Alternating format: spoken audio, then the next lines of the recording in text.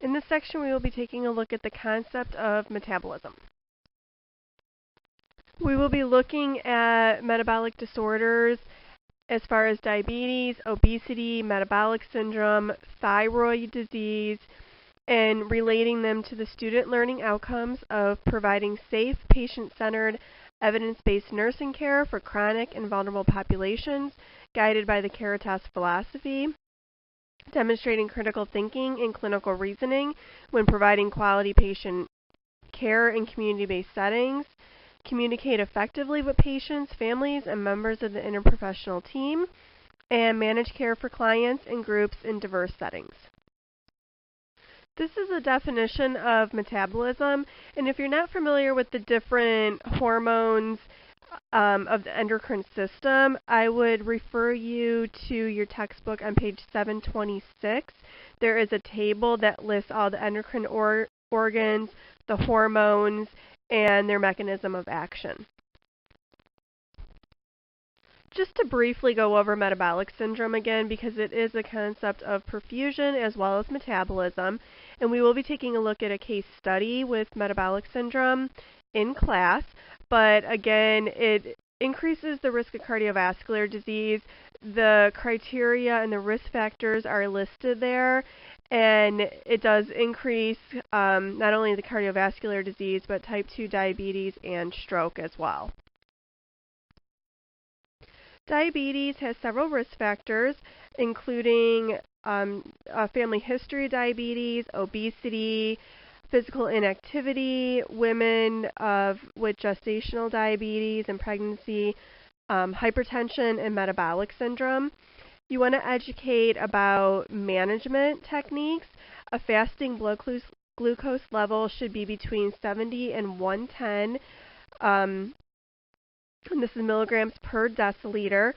Depending on facility, it may vary slightly, but for this course, go ahead and stick with the 70 to 110.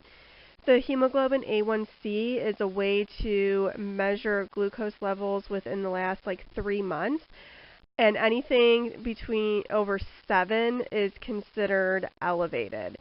You want to educate about sick day management, that when patients are not feeling well, that they still need to take their oral hypoglycemics or their insulin, because the stress level and infection will increase the glucose level in the body even if they're not intaking as much food as they usually do. With exercise, you want to educate about that exercise will decrease the blood glucose levels. They want to coordinate the medications during times that they're not in their peak, because then they have a very high risk of a hypoglycemic episode. And then you also want to let them know about their skin integrity. Foot care is extremely important because their healing is less, and they really want to take a look at their feet every day.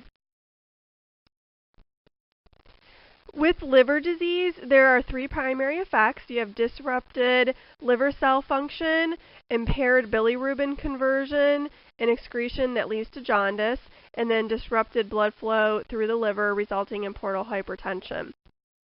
The risk factors are related to behavioral modifications or behavioral lifestyle choices. Alcohol is the #1 cause of liver disease and cirrhosis, which is end-stage chronic liver disease. And then also injection drug use, IV drug use, because what it does is it leads to hepatitis, and the hepatitis will eventually lead to cirrhosis of the liver. There are 5 different types of viral hepatitis. We are mainly going to be focusing on type A, B, and C, as these are the most common. Hepatitis A is the first one that we are going to take a look at. Hepatitis A, you can see the route is primarily fecal-oral by contaminated food or fluids, or it could be parentally through sexual contact.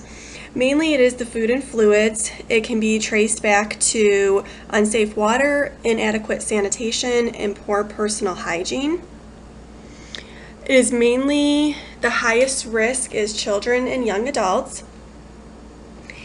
It is one of the most common causes of foodborne infection, and we're going to look at the risk factors on the next slide. Incubation period is between 2 and 5 weeks, mainly looking at 4 weeks. The prognosis, this is one where it's typically an infection is short incubation hepatitis. It has an acute onset and it has good prognosis. So high likelihood of complete recovery and the fatality. You can take a look at the risk factors. Poor sanitation is probably the #1 cause, especially in developing countries. Also, mostly in US, you're going to be looking at injection drug use, close contact, also traveling without obtaining the immunization that we'll talk about, and frequent blood products. The symptoms you can see, pretty much it's all self-limiting for the most part. The anorexia and the fatigue are probably the most limiting factors, but as it progresses you will see like clay-colored stool because of bilirubin and some of the other factors that are going on with the liver. Also right upper quadrant pain, which is where your liver is located, dark urine, and jaundice color again due to bilirubin, increased breakdown of that bilirubin. Hepatitis A is diagnosed through a blood test, and they're looking to see whether the antibodies have been developed to the hepatitis A virus, so detected in the bloodstream. And then there is a vaccination. You see typically it is given to children at 1 year of age, a second dose 6 months later for especially for high risk individuals. It will produce an antibody that will offer protection and immunity. The protective levels actually begin immediately, but they will see the peak of protection at 2 to 4 weeks. So this is important when you have individuals who will be traveling, that they receive their vaccinations in enough time prior to going to another country, specifically countries that are at higher risk, looking at India, Africa, Asia, and hepatitis B. You will see that there is going to be some similarities between the 3 different types that we are going to discuss, but hepatitis B is the one that the route is blood and body fluids, and therefore healthcare providers are at the highest risk just due to exposure. Incubation period is between 30 and 180 days. This is the hepatitis that has the potential to be the most fatal at about 10%, and there's an additional 10% of patients who will progress to develop chronic hepatitis. So the long-term complications are very high. It could be potentially life-threatening infection that can not only cause that chronic hepatitis infection, but also puts patients at high risk of death from liver cancer and cirrhosis of the liver. You will be going into liver disease and failure in 4th semester in more detail. So you see hepatitis B, healthcare providers are at the highest risk. Also travel to countries that are at higher risk for hepatitis B infection virus. Injectable drug use again, frequent blood products again, close contact, but then also there's another set of high risk population. So dialysis patients, HIV, AIDS, multiple sexual partners, men who have sex with men are all at higher risk. With dialysis, same type of, they're having frequent injections, and with the exposure to their machines with the dialysate and the blood, it puts them at higher risk as well. So signs and symptoms, you can see the symptoms of early stages are the same as for hepatitis A. That's your fever, your anorexia, the nausea, vomiting, headache, abdominal pain. But as it progresses, you're going to see your jaundice and your darker urine, but then also skin rashes, severe malaise, joint pain, pruritus, photophobia, changes in taste and smell. And a lot of the skin issues and muscle are due to crystallizations that occur with liver failure, and it actually surfaces on the skin that causes a lot of the skin reactions, and it also targets the joints as well.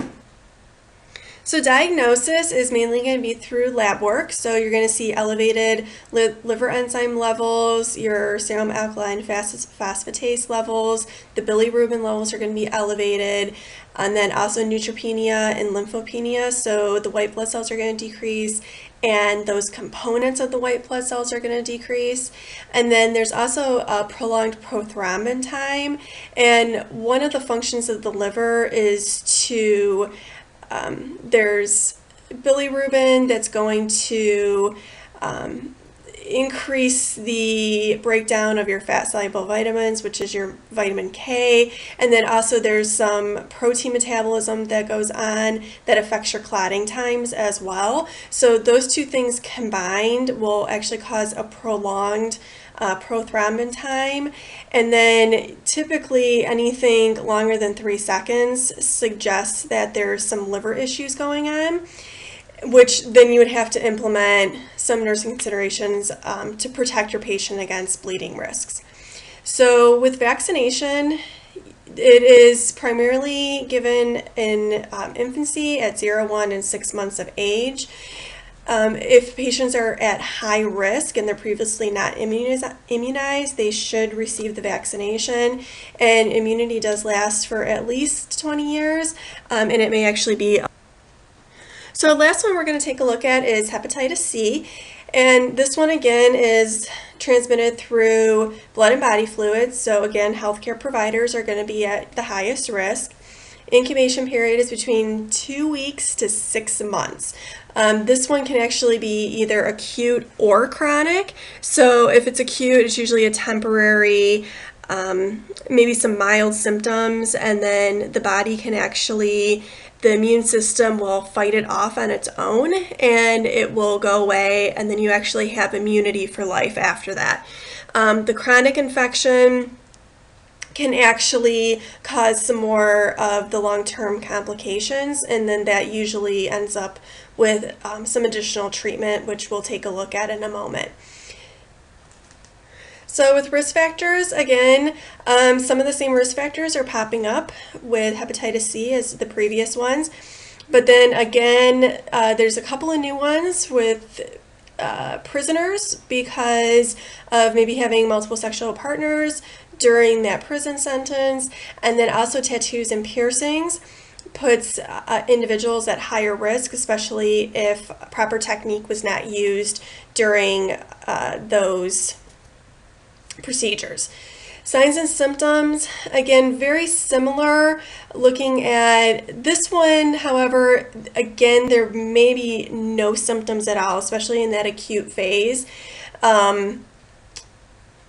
As it progresses, you're going to have some of the slighter, more self-limiting, and then it goes into a little bit more of the more severe symptoms, such as the darker urine, the gray-colored, clay-colored stool, that joint pain, and that. So diagnosis is going to be a screening to see if there are any anti-hepatitis C virus antibodies that have been developed. If it is positive, then there's further testing that is done through blood work, looking at the RNA to confirm the diagnosis. There is no vaccination currently. It is actually being worked on, but there is nothing current. So nursing management, we're going to look at generally for hepatitis. The only difference is with the antiretroviral medications. They're specifically used for hepatitis B and then also for hepatitis C. So if they are given, many times the combinations can provide protection, and specifically with hepatitis C, it can provide a cure rate. Mainly we're going to be looking at supportive measures. So rest, because fatigue and malaise is very common. So you want to promote rest and sleep according to the patient's age and level of fatigue. Looking at small, high calorie, high protein meals. Because of the anorexia that can occur, you want to increase the quality of foods that a patient is eating. Also, looking at for patients that are very nausea, vomiting, you want to promote that fluid. So a lot of times they will be hospitalized.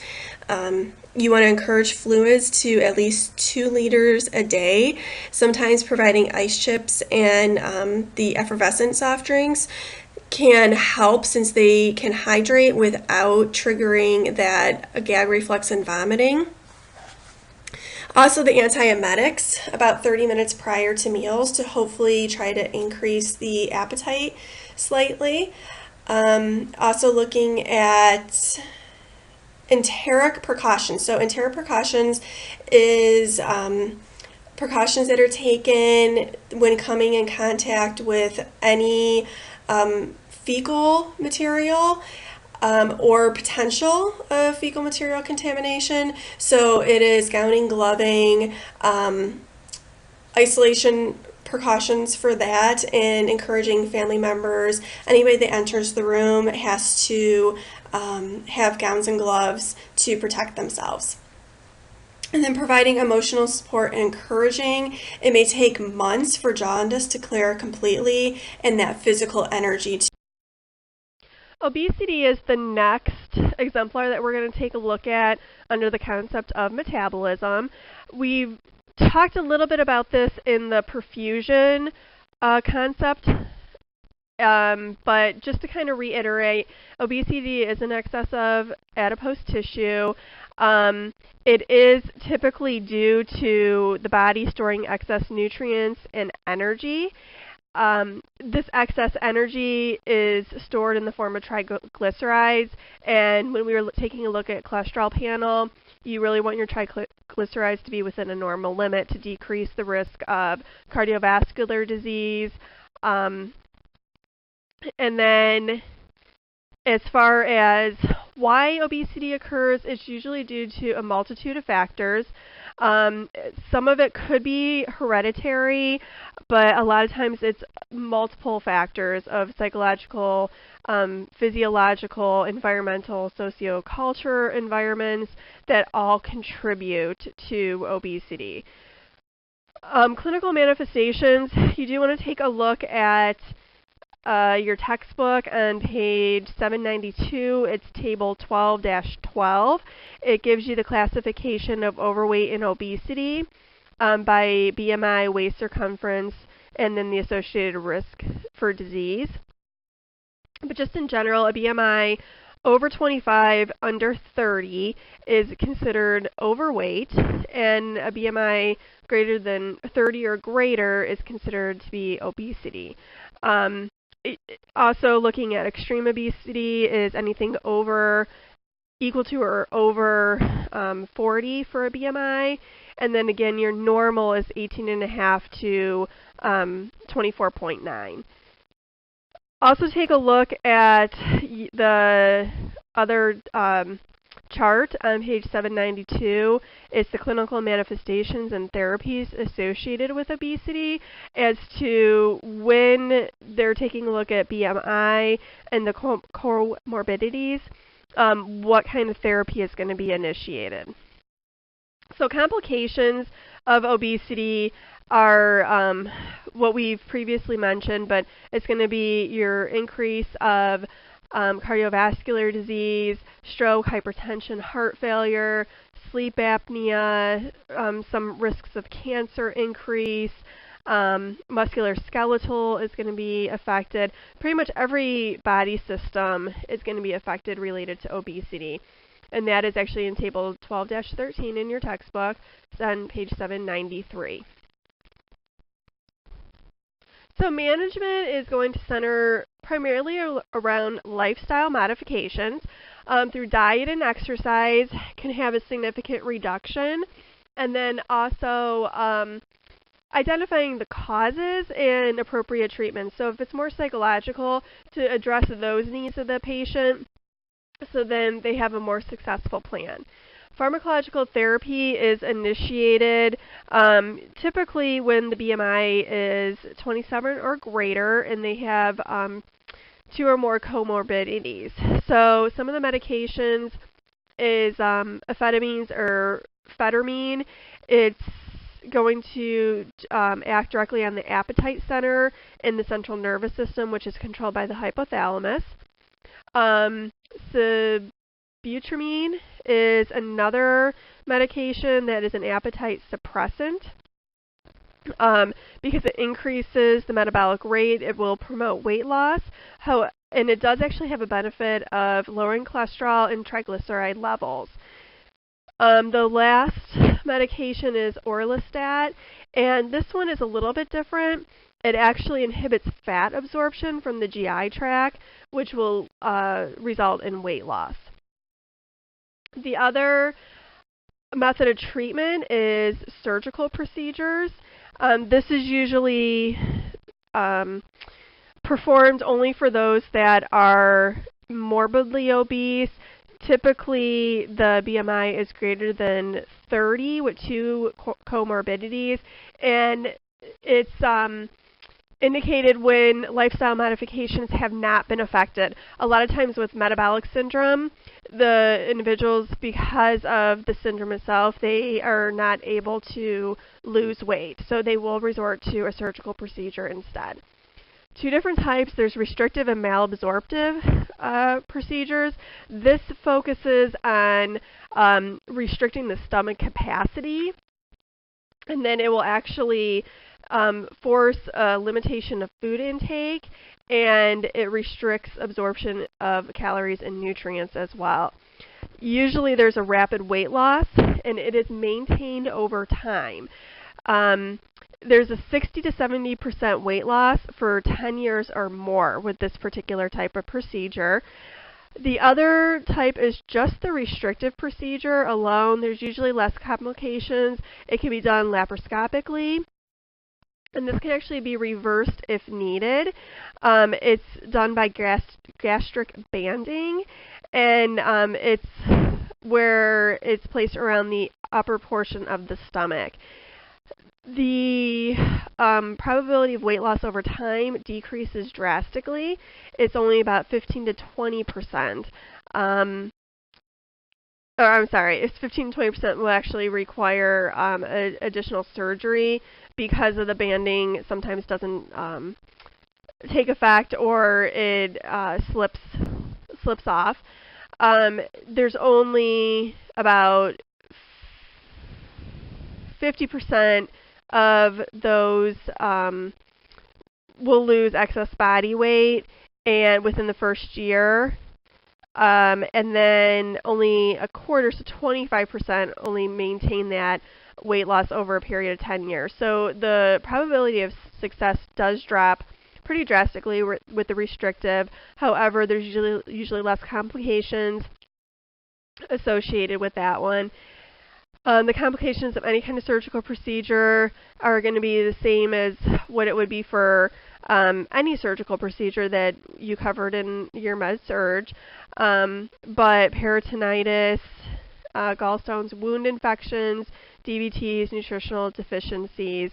Also, dumping syndrome is common, and this is when the stomach contents move rapidly through the small intestine and it draws fluid into the intestine, and then the patient will experience nausea, bloating, abdominal pain, weakness, sweating, and possibly syncope. So according to the National Institute of Health, the recommendation and the evidence has supported that slower weight loss over time has been proven to be very effective, and a slightly higher protein intake of 25% of total calories. Typically, protein intake should be about 15% for a normal individual, but if they slightly increase their protein intake, then they usually have better success as well. The last exemplar that we're going to take a look at is thyroid disease related to metabolism. We're going to look at hyper and hypothyroidism.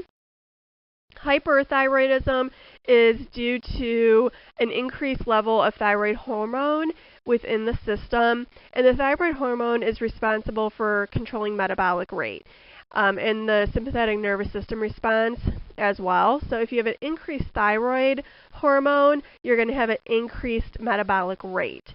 Some of the causes are listed there, and they're primarily due to either Graves' disease, which is an autoimmune disease, excess secretion of thyroid hormone, or, and that's a lot of times due to nodules and cancer that causes that excess secretion, or it could be excessive thyroid medication from treating hypothyroidism.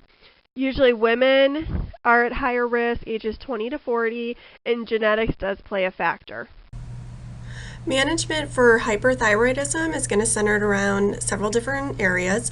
Your laboratory findings, you will have a TSH level, which is the thyroid stimulating hormone, that is decreased, and then your T3 and your T4 will be increased. The TSH level is significant because when adjusting medications for thyroid hormones, they do take a look at these TSH levels to determine the dosing. And we're going to take a look at this a little bit more when we take a look at the hypothyroidism. For pharmacological therapy, the two medications that are listed are the most commonly used. There is also a radioactive sodium iodine that can be used, but it's actually less frequently administered now than it has been in the past. So we're going to take a look at these two medications a little bit more in detail in class, looking at the side effects and the nursing considerations for each of these. Also, surgical procedures is common when either there's a goiter that is produced that is actually blocking or obstructing the airway, or if the hypothyroidism is due to an overstimulation of the thyroid tissue, typically due to nodules or cancer, and then in that case either a partial or a total thyroidectomy would occur. You do need to monitor cardiac output because all of the symptoms related to hyperthyroidism are centered around that increased metabolic rate. Do take a look at your textbook. There's a diagram on page 807 that shows the effects of hypothyroidism, particularly with the cardiovascular function. It's greatly affected with hypertension, tachycardia, dysrhythmias, and palpitations. Because of the increased metabolic rate, you are having a significant impact on the blood pressure and heart rate with the cardiovascular system, and it can be compromised. Visual health, there is, especially with Graves' disease, the overstimulation of the thyroid hormone. It does result in some eye symptoms with protrusion of the eyes, which can lead to complications, particularly with dry eyes. And then also balanced nutrition is important, if you can imagine, because the metabolic rate is so much increased from baseline. It will increase the appetite, and a lot of times the body actually cannot keep up with the metabolic demands. So the symptoms like weakness and fatigue is common, and it's due to not having enough nutrition to support that increased metabolic rate. And they usually will have weight loss or be a little bit more on the thin side. So you do want to promote a well-balanced nutritional plan for these patients as well. So taking a look at hypothyroidism is kind of the opposite. So there's an insufficient thyroid hormone with a decreased metabolic rate. So again, all of your symptoms are going to center around that decreased metabolic rate. And if you take a look in your textbook on page 814, you will see all of the effects of hypothyroidism. But again, they're all centered around that decrease in metabolic rate. Mainly women, again, ages 30 to 60. There is some hereditary factor in there as well. And then also, as I mentioned in the other slide, people that originally started with hyperthyroidism that had either the radioactive iodine isotope or partial or total thyroidectomies will end up being hypothyroidism. and as a result of the treatment. Management is going to be laboratory findings. TSH level will be increased, T3 and T4 will be decreased. Pharmacological therapy is primarily controlled with levothyroxine. It's the most popular that is used. Levothyroxine is sometimes difficult to figure out the correct dose for an individual patient. When it is initiated, they will usually wait about 4 to 6 weeks and then redraw the levels again. It's primarily looking at the TSH level, and so if you have a low TSH level, so if you would have a level of say 0.2, it would actually be indicating that they are receiving too much thyroid hormone because it's more of a hyperthyroid state. So the dose will need to be decreased. If you have a level of, say, 7, it means the level is actually, your TSH level is a little bit too high, and that means that the patient is actually exhibiting signs of hypothyroidism, so the dose will need to be increased. So know at what level you would increase and decrease the levothyroxine dose. Excuse me. Surgery is another option, and this is usually if only, again, the patient has a goiter that's impairing respiratory function or impaired swallowing. Again, monitoring the cardiac output is going to be significant because blood pressure, heart rate is going to be affected as well, so you want to maintain that cardiac output. Excuse me, preventing constipation. Again, because you have a decreased metabolic rate, everything kind of slows down within the body. So constipation is a big problem with patients that are hypothyroidism. And then also maintaining skin integrity, just because fatigue is very common. Again, everything is slowing down, so fatigue is common. So they may not be up moving around as much as they usually are, so you really want to take a good look at skin. We will be focusing on 2 adrenal disorders in this course, Addison's disease and Cushing's syndrome. First, we're going to look at Addison's disease. It is an insufficient cortisol and aldosterone hormone levels, and these are governed by the adrenal glands. Very important that you understand the function of these 2 hormones, because then it makes sense as to why some of the symptoms are occurring, and then also what the treatment is and what you're going to be looking for. So with cortisol, it is responsible for the conversion of food to energy. It helps with the immune system function and the stress response.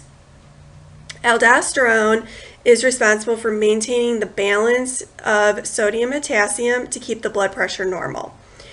Symptoms, a lot of these listed make sense when you understand the function of the hormones: weight loss, decreased appetite, hypoglycemia, nausea, diarrhea, vomiting, all related to the cortisol levels. Aldosterone levels are mainly your hypotension, your salt cravings. Addison's disease is caused by 2 things. One is a primary diagnosis, which is a damage to the adrenal gland itself. Typically from some type of infection. It could be tuberculosis, autoimmune diseases, and different types of cancers. Pituitary gland damage would be a secondary diagnosis. The pituitary gland is responsible for releasing a hormone. It is called the adrenocorticotropic hormone, and when this is released from the pituitary gland, it targets the adrenal glands to release the cortisol and the aldosterone. So if there's damage to the pituitary gland, it cannot send messages to the adrenal glands to release those hormones. So you will see the same type of symptoms for both, but they're being caused by 2 different areas of damage. Diagnosis is looking at lab values. Again, if you understand the function of cortisol and aldosterone, this makes sense. You're looking at sodium, potassium levels, cortisol levels. ACTH is that adrenocorticotropic hormone. There is a ACTH stimulation test, where they measure cortisol levels before and after they administer a dose of that ACTH hormone. Also with imaging, primarily CAT scans, so they can see function. The treatment for Addison's disease is corticosteroids. So if you have low cortisol levels, with replacing either by oral or injection corticosteroids, it will increase the cortisol levels, therefore balancing out the system once again. Addisonian crisis is a life-threatening condition. It is typically a very acute onset of what is triggered with Addison's disease, where there is some type of stress, injury, or infection acutely, and it targets those adrenal glands. It causes severe hypotension, hypoglycemia, and hyperkalemia. So again, if you're thinking of function, your cortisol and your aldosterone controls the body's ability to maintain a normal blood pressure, normal sodium and potassium levels, and normal blood sugars.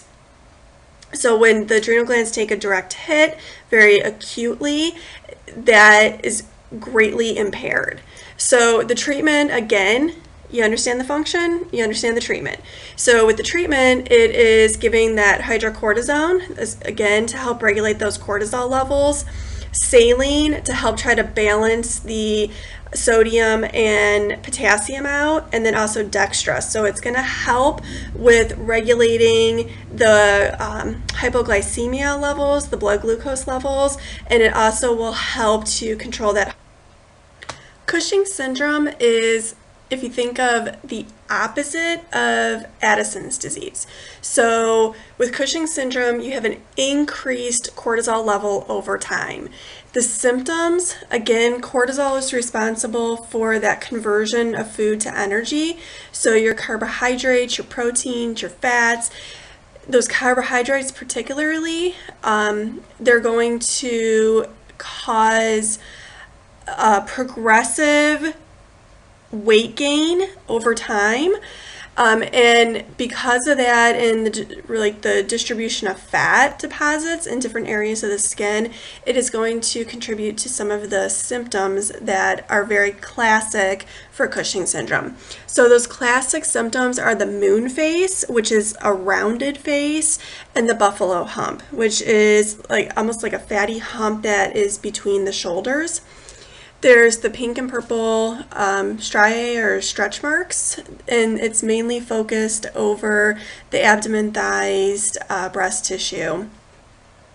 Slow healing, hypertension. Again, the hypertension makes sense because aldosterone is going to be affected as well because it's in the same area of the adrenal gland as cortisol. Bone loss, diabetes, again, because of the carbohydrate break. The adrenal glands are also responsible for some androgen production, and the androgens control the male sex hormone, which is produced by men and women. So all of the symptoms that are on this slide are a result of that androgen hormone alteration. Cushing's syndrome causes, the primary cause that you will see is the prolonged use of corticosteroids over time because you are increasing the cortisol level over time. It can also be triggered by any type of tumor on the adrenal or pituitary that we talked about in Addison's disease, and there is a very rare genetic influence.